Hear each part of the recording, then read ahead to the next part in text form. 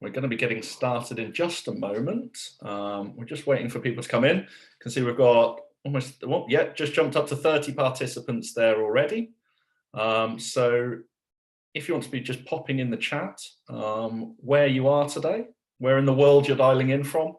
I'm coming live from autumnal Crystal Palace in Southeast London, and Rachel, my co-host today, and the real brains behind everything we're going to be talking about. Rachel, you're dialing in from Colorado, aren't you?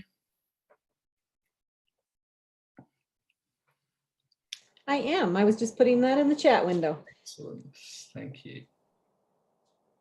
You're 10,000 feet high. I did not know this, that you are, wow, okay. We've got people, yeah. So, kind of the opposite of Greg Frazier from the Bay Area, California, which I would guess is about sea level. Oh yeah, we've got Gerard from Holland, 5 feet below sea level. I hope that means that, Gerard, you're not getting wet at this point in time. You're not actually below sea level. That's, Jacksonville, Florida, people coming in from Denmark, New Delhi in India. You have to admit that would be cool if somebody were joining from like a submarine or a dive. That would be a new one for me. Yeah, I don't think that, yeah, I think so. I don't think I've ever delivered anything to anybody that would be underwater.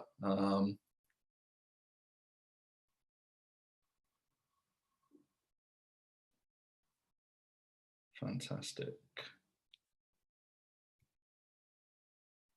So we'll just give it a couple more seconds because you can see we've still got some people coming in, up to almost 40 participants now, which, considering the time here in the UK, is excellent. And for some people who are dialing in early doors, Rachel, what time is it with you? You're in 9 o'clock here. Okay, that's civilized. We haven't suddenly shaken you out of bed in your pajamas at 7 a.m. or anything like that, which would be. Oh no, started at 4 o'clock this morning, so no problem. You're middle of my day already. Wow, this is the wonder of working in a global organization, and something that we're only starting to learn at Fuse as we grow and have offices in the US, or people in the US and Australia and places now. But you guys have been 100% virtual for a wee while as a team now, haven't you? We have, over a decade. Wow. Cool. Okay. Well, I think we'll go ahead and get started.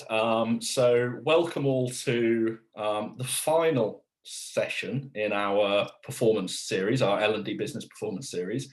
And today we're going to be talking with Rachel from Hilti about how to talk learning performance with the business.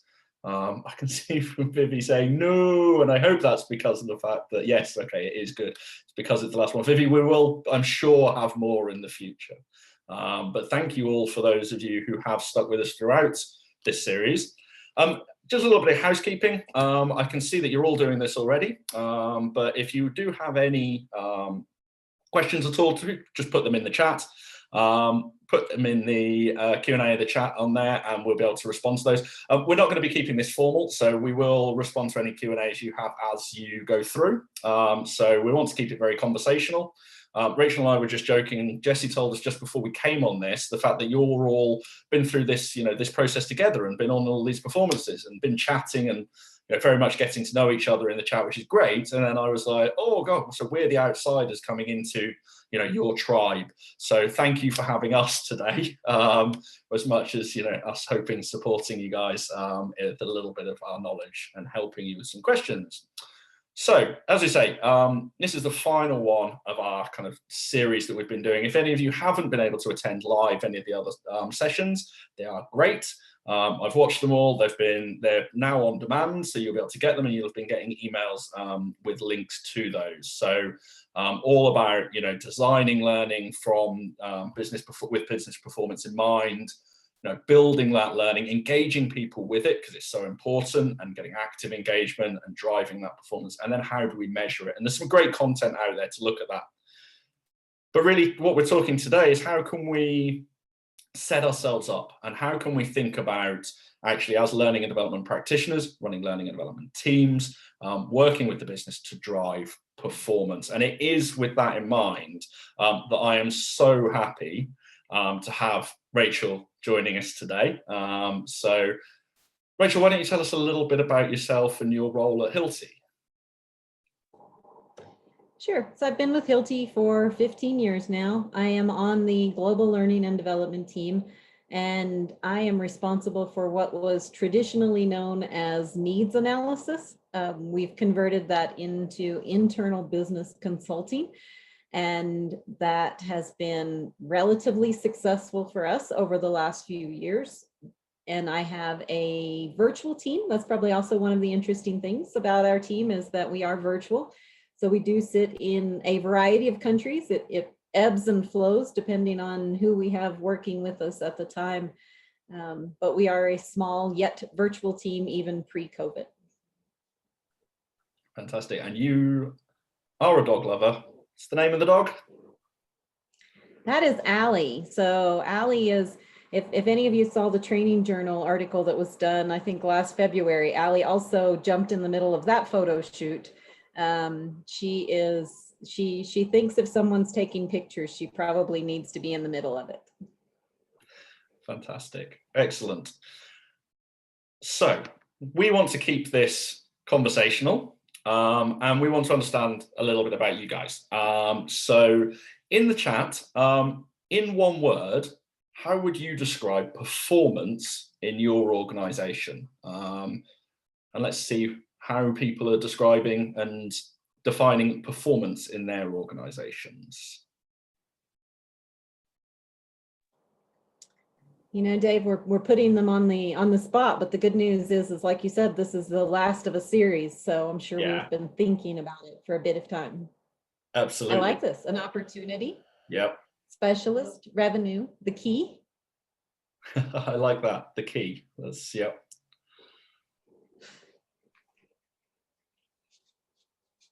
There we go, pounds. Yeah, Vivi, that's an interesting one, because suddenly world hearing better than we have performed. Yeah, and certainly within your organization, what you guys are doing in the world, you know, thinking about not just the performance, but the end, the actual people who are taking part and are using your products is so important. Performance, our core business, you know, is what we're there to do.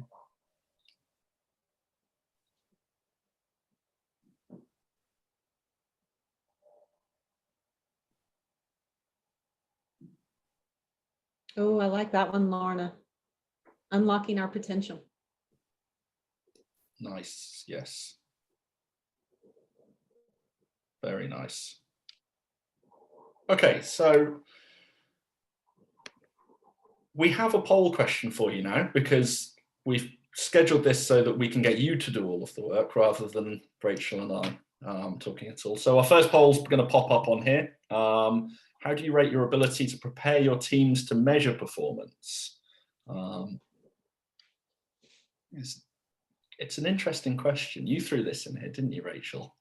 So I did. Yeah. I did, because I think it's, you know, it's something that we'll talk a little bit about as we go through the presentation that we have. But I do think so much of it comes back to our own in L&D, our own awareness, our own work to be able to prepare ourselves, and then be able to prepare our teams, and then be able to prepare our organizations. Absolutely. And I think that's going to be a kind of a thread that we kind of go through and we're talking about here. So yeah, Jesse, I'm not sure if we've had everyone. Yep, perfect. And you know, Vivi's just said in the chat, it depends on if you mean the skill set, mindset, or to set the all of them, or you know, set the tool set that is needed. So interesting points, and I think again one that you'll unpick a little bit, Rachel, as I know the story that you're going to be telling. Definitely. Great. So let's start with that story. And Rachel, you know, so performance at Hilti. How how did you guys go about defining it in this way? And tell us a little bit about the story that you've been on and the process that you've been on, this journey, because it really has been a journey, hasn't it? It has. It has. I think if I were summing it up in one word, I would probably say contribution. It would be how we would define it at Hilti, but it means achieving your targets while acting according to our values. It means applying our learnings, stretching ourselves, helping others achieve their targets through teamwork and collaboration. We really expect that each person contributes to the overall achievement of Hilti's targets, but we also expect that they're developing themselves. And so we refer to those as my contribution and my development as kind of our common approach across the organization. And really those should equate to performing in role. So we actually look at measuring our performance by the items that are here on the list. Are we achieving our targets? Are we achieving employee engagement? Are we achieving customer engagement? And so it's not one component of it. And that kind of goes back to Vivi's piece, is that that's the mindset. And then the critical piece there is that we provide people with the skill set and the tools that are needed in order to be able to do that. Fantastic. So how did you come about with this? Where were you, and what was this journey that you kind of went on? So back in 2016, we talked to about 4,000 of our Hilti employees. We did a lot of external benchmarking as well, but really critically, we were talking to the people inside Hilti, and we got some super tough feedback. They kind of resoundingly said, what you do, what you're offering to us, it's not adding value. You're trying to push us into classes. We just need a question answered. You're giving us training that is out of date. You aren't giving us things that are making us prepared for the future. So we were very thankful that they were still talking to us, because that was a bit harsh of feedback. But we could definitely see the hope in that they cared enough to share those concerns. And that wake-up call led us from the everything you will ever need mindset to a focus on the essentials, and a tagline of stop teaching and start learning. We resolved that we would give people only what they needed when they needed it. We resolved to ensure that there was alignment with their line managers and company management. So it wasn't that training was saying this and their team leader was saying this, and the organization's leadership was saying this. We really knew that they were feeling like they were pulled in multiple directions. And for us, we needed to create content that was as close to the point of need as possible to enable people to do their jobs. And that means that a lot of it couldn't come from learning and development. So, of course, we have our house, because everything at Hilti starts with some type of construction theme. But it had these foundational elements, and I know that's a bit too small to see, but our foundational elements were the things which would make the walls stand up. So that's our learning ecosystem, that's our internal brand, that's our organizational structure. And then we had these walls that were supported by that foundation. And that meant that would give us the possibility to, at the very top, convert learning into performance. So we knew we had to have the right system. We needed to be able to drive transparency. We needed to be able to drive access. We also knew that we really had some tough conversations that we needed to have. We needed to shift from being a team that designed and developed all learning kind of in our ivory tower of headquarters, and instead enabled business areas to design and deliver learning, but that learning needed to be engaging, effective, timely, relevant, so close to the point of need that the people who then experienced it would see that it was all the things they said we weren't giving them before. And that kind of led us into the North Star. which was really how were we going to now work with the business areas to change their perception of us as order takers, because frankly, that's a lot of what we were. We were responding to requests that they made with learning programs, training sessions, et cetera. And we needed them to start seeing us as consultants who were going to help them identify a performance gap, a root cause, which may or may not be solved by training material, and then co-create kind of a multifaceted 100% solution that incorporated the system needs, the environmental changes, the culture, the leadership styles, the communities of practice, formal and informal learning opportunities, all kind of meshed together, but still critically holding on to key learning principles that engage the learner into it. And I'll give you a little example here from a conversation I had about a week ago. And the person was explaining what they wanted. They were building a community. They were going to be talking about a topic that has a big financial impact on Hilti. And I said, well, okay, well, how are you going to engage the people into that to make sure that you shift their behavior? And he goes, oh, no, I'm not trying to engage people. I just need them to know what they shouldn't do. And so I stopped and I said, okay, so hang on here. If somebody actually still does it and we still get fined for that activity, because this was a tax implication discussion, then you're okay, you're happy with that. And he goes, no, we can't have the fines. Like they need to stop. And I'm like, okay, so now we're talking again. And those are the kind of challenges that we need to have, because it's not just transferring information from me to you. It's not just me telling you this is our policy. It's really, how does the learner take a policy and live it? How do they make it their own? How do they understand what the impact is if they do something or do something else? Fantastic. And I think I think one of the things that you've just said there, Rachel, and maybe you can talk to how difficult potentially this was to develop, or how easy this was to develop. And, you know, I'm maybe putting you on the spot a little bit here, so apologies. It's just that point that you said, you know, in identifying what learning can do, or when you do need learning in inverted commas as the solution to drive the performance, and when maybe it's not a learning problem. I remember we've had a conversation when you were like, you know, sometimes it might be an issue with supply chain, or it might be logistics, or it might be, you know, legal or something like that, and we can't solve for those things. So how did you go about building that muscle, if you like, within your team and the consultants? I think that's where, you know, it comes in. Our job is to identify the root cause, to challenge a bit, and make sure that those people who are closest to the topic have the questions tossed out to them that they then know the answers to. It's not that we know the answers, because in most cases, I'm not close enough to, you know, tax implications for a global organization to know what the right answer to that is. However, I am close enough to ask the questions that say, okay, what is it that you want to achieve? What does success look like for you?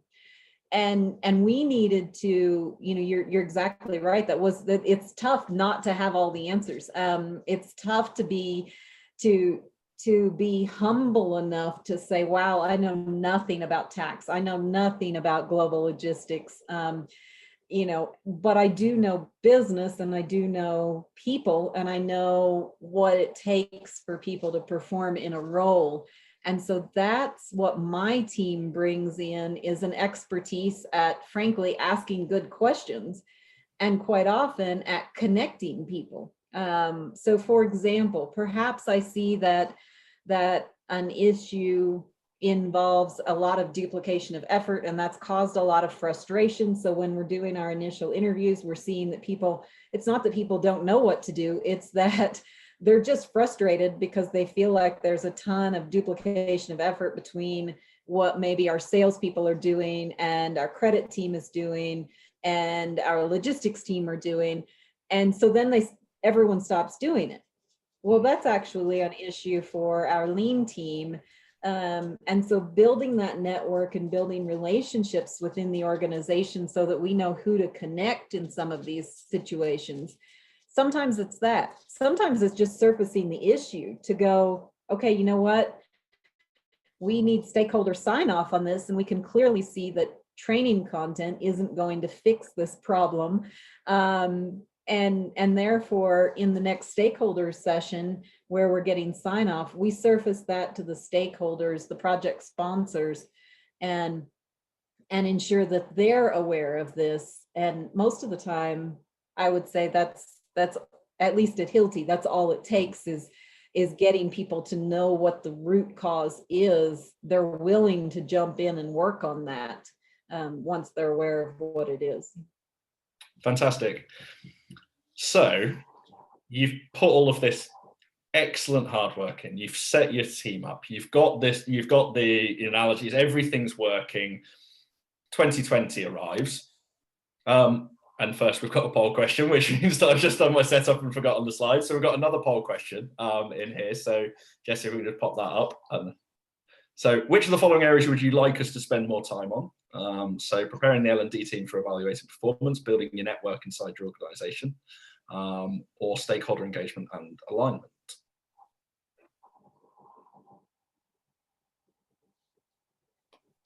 And for the audience, the poll question here is really just more for Dave and I to target our conversation so that we don't kind of go on in our own direction without taking your needs into consideration. While you guys are filling out the poll, I'm going to answer John Parcells' question that he's posted in the chat window. How important is business acumen? So one of the things that we do when we set up our team is actually we bring in a mix of people. We do rotational roles, and we bring in people from different areas of the business who we later then promote into other areas of the business. So there's a couple of things there. One is they're bringing business acumen in with them. A second piece is that, with that being said, they're also going out and advocating for learning across the organization in the future, which is quite helpful to us because it means that this journey that we started on 4 years ago has advocates sitting in different departments in different countries across the world as people have graduated out of our team into other areas of the business.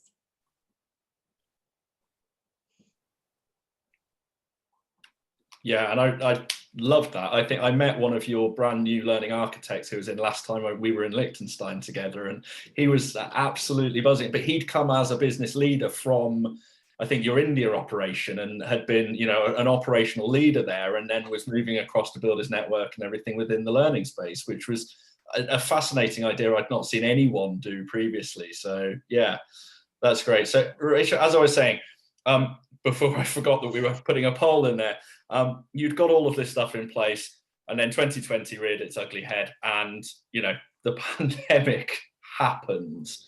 We've got to give a nod to it. How did that affect what you were doing, and how did that affect learning within Hilti and performance?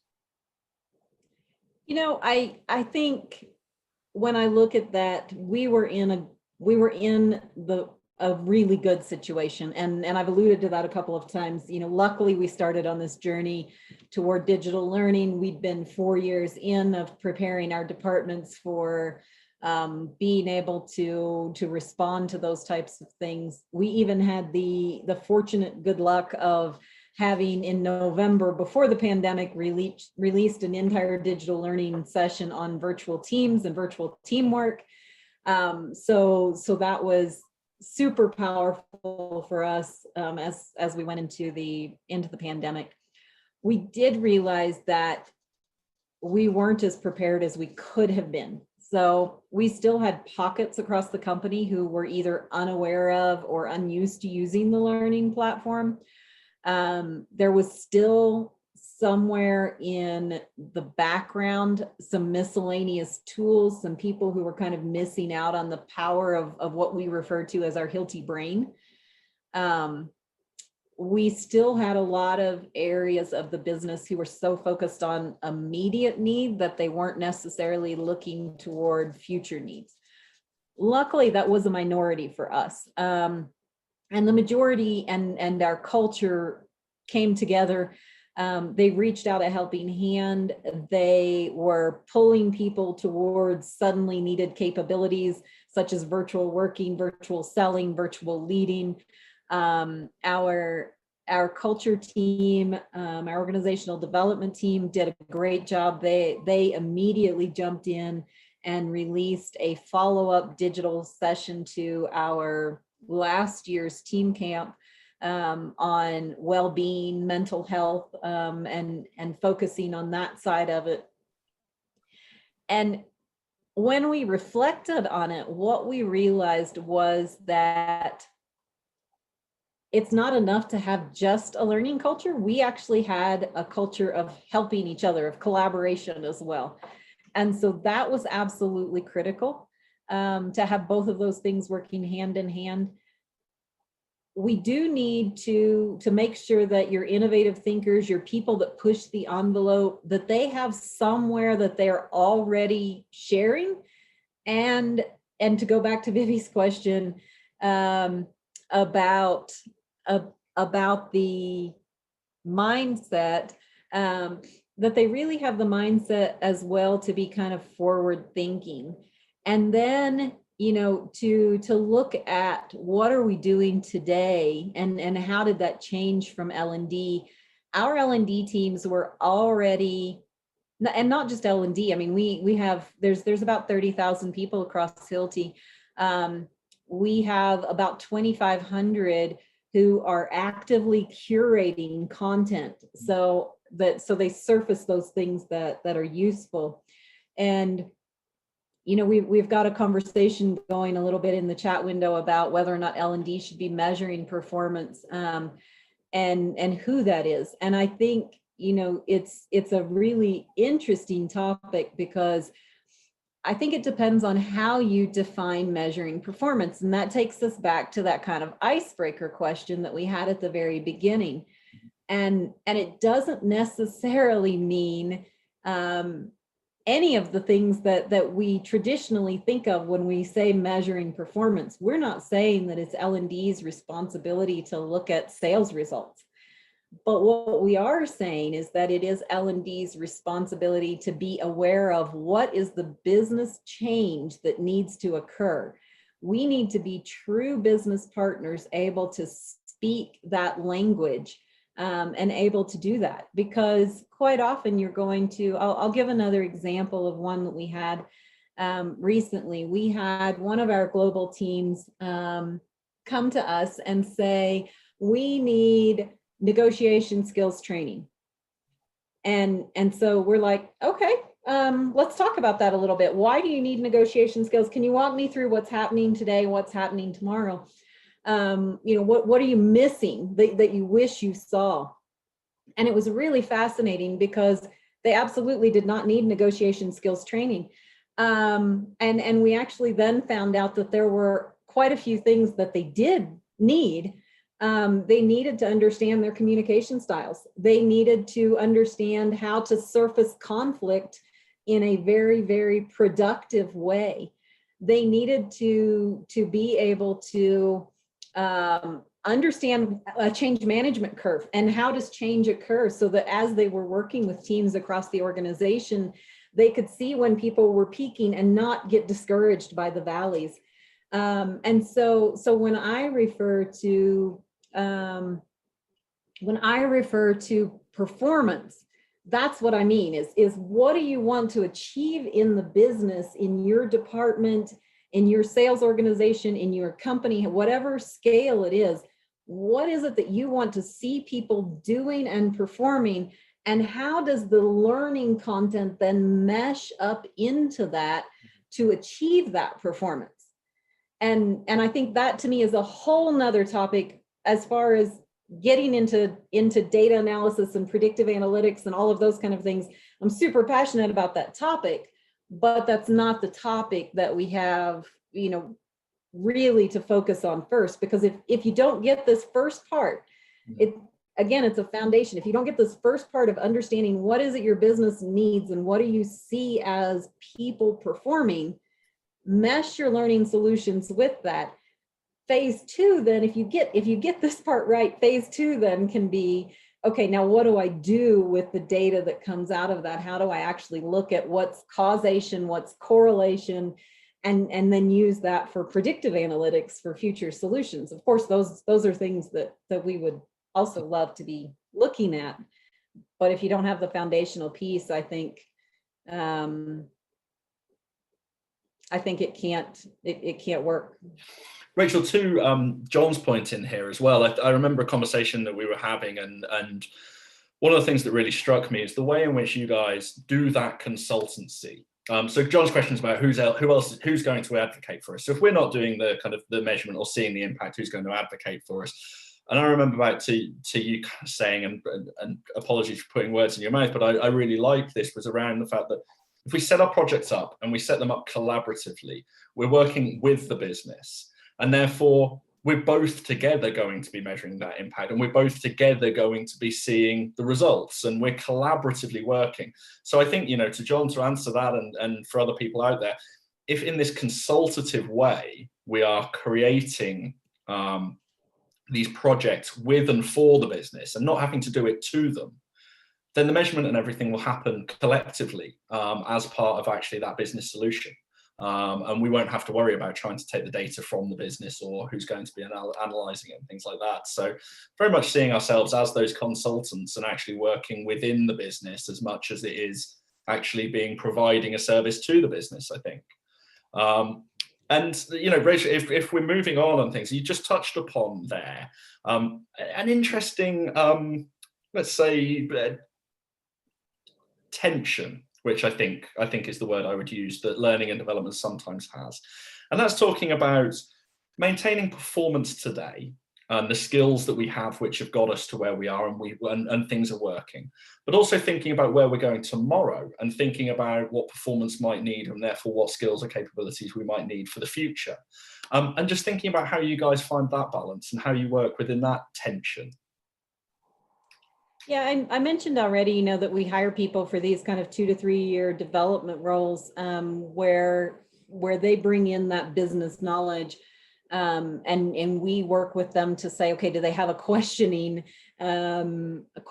nature to be able to do that consultation? They get to see a global view, et cetera. To be able to do that, I think we constantly have to be self-reflecting. Are we really people who are pushing the envelope? Are we stuck in the "that's not the way we do it" mindset? Do we have the right ecosystem in place? And are your own team members advocating for whatever components of that ecosystem there are? Is your team really thinking? Are they aware of their own strengths, to use Marcus Buckingham's language, and how to bring those strengths into play? Are we giving the space for that personal reflection, project team reflection, full team reflection? Are we changing things then when people actually tell us? I think if any of those questions gets an answer of no, you're not ready to help the business. If you can't live it, if you can't live that growth mindset, model it, then your team members are going to go out and you're going to end up with complaints instead. You're going to say, I'm not getting any consulting, I'm not being challenged, I don't even know why your team's involved. And then you haven't started it, because really, if we can't model it, we can't expect anyone else to live it. Mm. Fantastic. So Maria in the chat has asked and made the very good observation, and this comes back to things that we measure. And so it's easier to kind of potentially say, a change in performance in sales, because we're measuring a lot of things in there. More difficult to do with something like communication skills. What are some of the tools that you've used for more of that soft skill, development and things, and measuring the impact of that, Rachel? So again, it all comes down to those conversations you have when you're setting up the project. So in the case of the example I mentioned earlier, where it turned out they wanted negotiation skills, they didn't actually need that. In the course of that conversation, what we said was, okay, well, what do they need to be able to do? What is it that you want them to do? And then we look and say, are they successfully doing that? So if what they're saying is, actually, these things, they're too afraid to mention the risks. So things are actually blowing up 3/4 of the way through the project because they didn't surface that conflict early when they saw it. Okay, now we can say, all right, now let's look at the next 2 projects. Is that conflict being surfaced early in the conversation, early in the project? And if so, now how much faster is the project going? Those are a lot of the things we look at, as well as when it's related to things like communication. Are your meetings going faster? Are your meetings more productive? Are people walking away more aligned from your meetings? Those types of things are not, they're not as clear cut as, I guess, can we make 25% of our conversions in a sales conversation? But they're critical and they're still observable. And I think that's the key, is when somebody gives you a performance target and you can't imagine how you could observe it, how you could see it in action, it's not a performance target. You have to be able to observe that in action, or it literally is not performance. And so that's a really good measuring stick to use when you're having those conversations. Brilliant. So I think that links I hope nicely. that helped.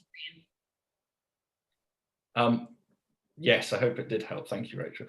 So I think it kind of moves into this, and this point around, the development, self-development you were alluding to there, Rachel, of the team and of ourselves within L&D. And it's sometimes, something that we potentially forget. We're so I know this about my own practice and things, is that I'm sometimes so busy wanting to help other people and forget about putting my own, gas mask on first. It's like the oxygen mask, put your own on first, and then you're able to help those around you.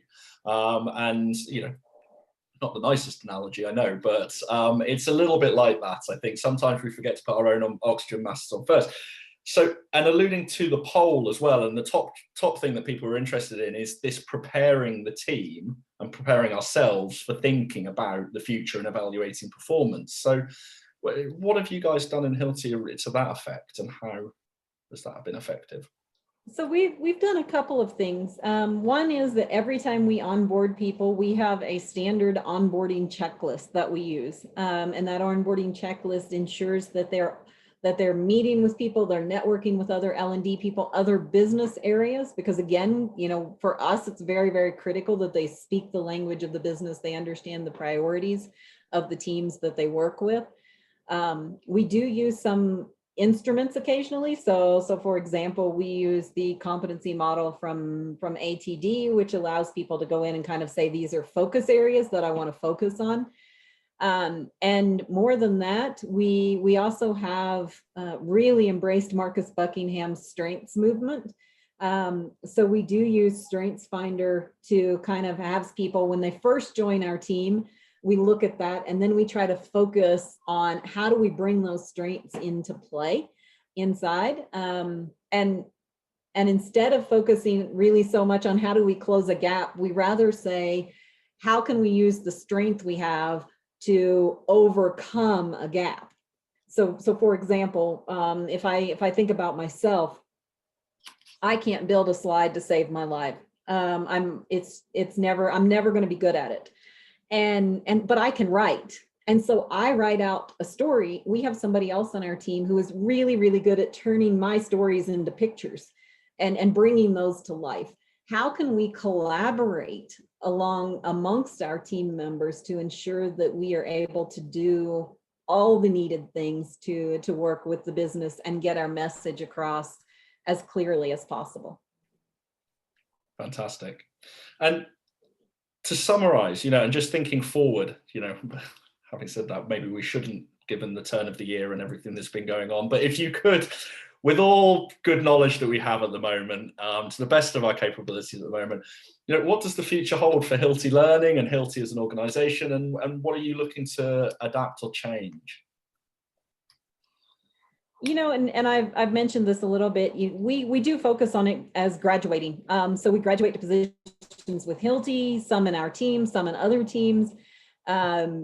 We also actually are not concerned about people graduating to other companies. That's a seed for a learning culture that's being planted to nourish and sustain team members there. So it's not just an internal look.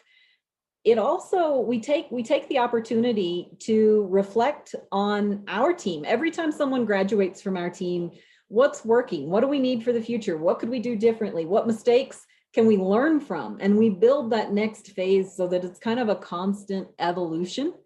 I would say that we also, of course, know that the world beyond 2020 is going to be different than it was before. So we try to make sure that all of our people are as connected to our business, our industry, our macro environment. We didn't know a pandemic was going to hit, but as I said earlier, we had seen a trend toward more distributed teams. So we were trying to pre-think those distributed teams. I've mentioned this in a couple of webinars that I've done. You've got to be brave. You've got to be brave enough to make mistakes, to jump back up and try again. You need to, it sounds like a cliche, but fail as fast as you can, because the faster you fail, the more likely you are to succeed. And if you don't try, you're absolutely not failing and you're not succeeding. I think, we know and continue to say that we've got to be focused on ensuring that our organization performs. The only way we can do that is if we focus on our own team performing, looking in the mirror, reflecting on that, and then saying, okay, every single thing has to go back to that piece of turning learning into performance. And I can't highlight that too much. If you have, I don't care what you call them, performance objectives, learning objectives, goals, whatever you call it in your organization, if you can't see it in action, it will not lead to performance. And that's just as blunt as I can be.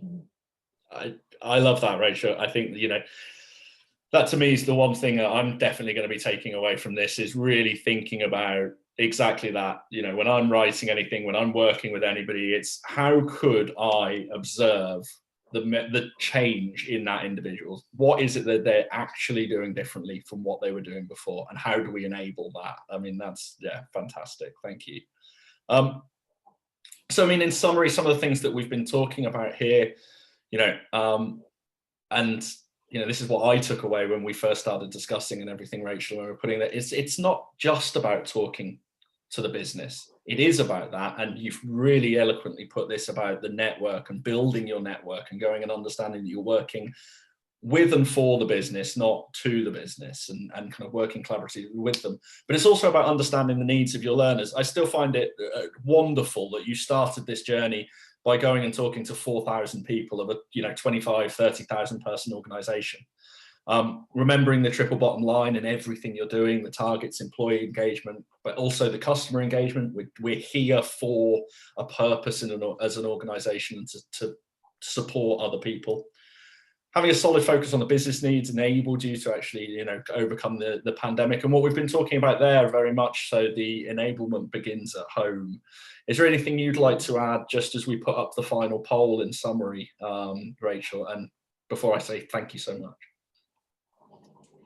I put a note in the chat window as well that we were trying to shift a little bit to where the poll led us towards saying that you wanted to focus on identifying performance and being able to perform as your own teams. And so is there anything that we missed that David, I could maybe add at this point that you want more information on, and we can focus in that area? I know we're about out of time.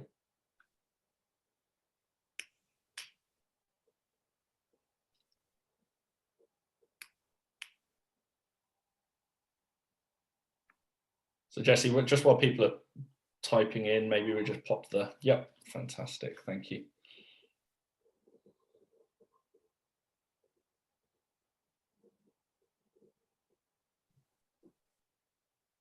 So I'm not seeing much come up in the chat window there. So Dave, maybe, if I just summarize, I would say it didn't happen overnight. It wasn't always easy. We did have to have tough conversations across their organization. We're decentralized, so there's definitely areas where we're more successful and where we're less successful. And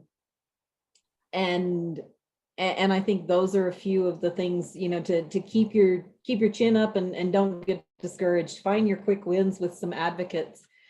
John's got a question in the chat window. How do you interrupt the cycle of asking for business outcomes and the requester just wanting their training?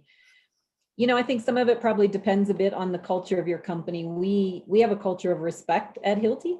And I think that, you know, that helps us because I think we would generally give each other the space to have those conversations. I also think when people want help, you know, the minute you get them stopping and thinking, do they push back a little bit? Yes. You know, I mentioned the guy that I was getting some pushback on tax and everything. And so literally my question was, okay, wait a minute, it actually doesn't matter if we get fined for doing these things. And then he was like, oh, no, it really matters. That's actually really a big deal.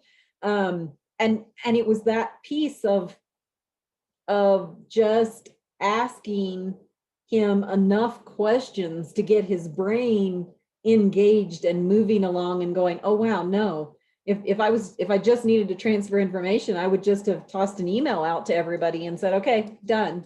I actually do need them to change what they're doing. Same thing when I think about our negotiation skills request. They were 100% certain they wanted negotiation skills training, but in the course of the conversation, as they would mention things like, you know, well, you know, they're not surfacing risks early enough in project meetings. They're not bringing people along on the conversations, and your internal consultants then need to be able to go, okay, hang on. I just saw something that I could see as a performance piece. Like I would be able to observe at which stage of the project risk is being surfaced. I would be able to observe if stakeholders are signing off on a change initiative at gate 2 instead of gate 4, for example. And so your consultants have to be listening instead of thinking about what is the next question they're going to ask. They really need to be listening and building on each response, and then they'll be able to take that conversation into an area where instead of you just get training orders, you start really having a conversation. So I don't know if that would work in your organization or not, John, but I would also encourage, you know, trying it, especially trying it with some of your advocates. Because if you can try it with people who are maybe more L&D focused anyway, you'll gain confidence and then you'll be able to do it better with the people who are going to push back harder on you. Excellent. I think we are at time, Rachel. So all that I would like to say is thank you so much. I love talking to you. I love learning about everything you're doing at Hilti. This has been, to my mind, an absolutely fantastic way for us to cap this series of webinars. So thank you so much. And for everyone out there in kind of listener land, thank you very much for all your chat, all your questions. And we will be making these recordings available, as the rest of the series have been, on demand. So thank you so much, everybody, for partaking. And we will let you get on with the rest of your days. Thank you.